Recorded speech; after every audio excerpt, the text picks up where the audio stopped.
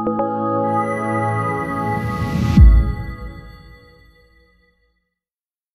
كده المصنع اهو، والترعه دي بالظبط جنبه، وجنبهم بيوت.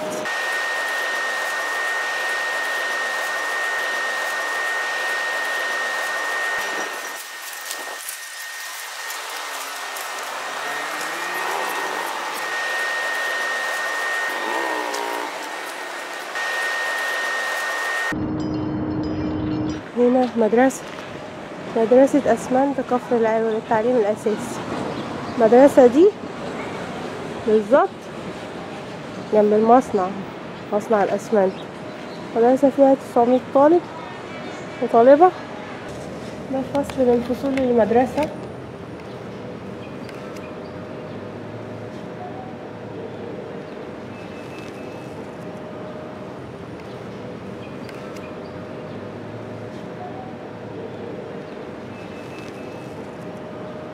ده فصل تاني على فكرة. دي الشقوق بتاعت المدرسة، قطط ما شاء الله.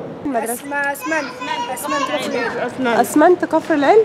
طيب قولي بقى ايه اللي مشاكلك فيها؟ اللي الدكك والمدرسين لازم تاخد عندهم درس. اللي ما خدتش مجموعه شقات يسقطوك.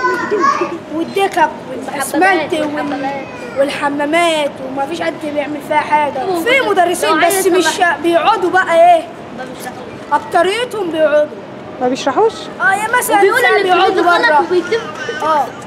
والله بيقعدوا كده على جنب ويشربوا شاي، يشربوا نسكافيه. والله. وشركة الأسمنت دي برضه بتطلع دخان بتخلي الشارع عن امبارح.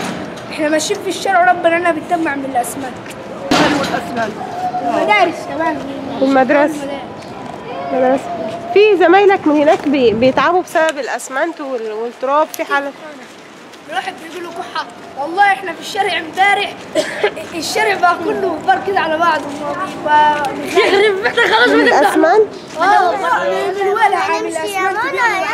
في هناك عند السور الناس هي اللي بتتدرب.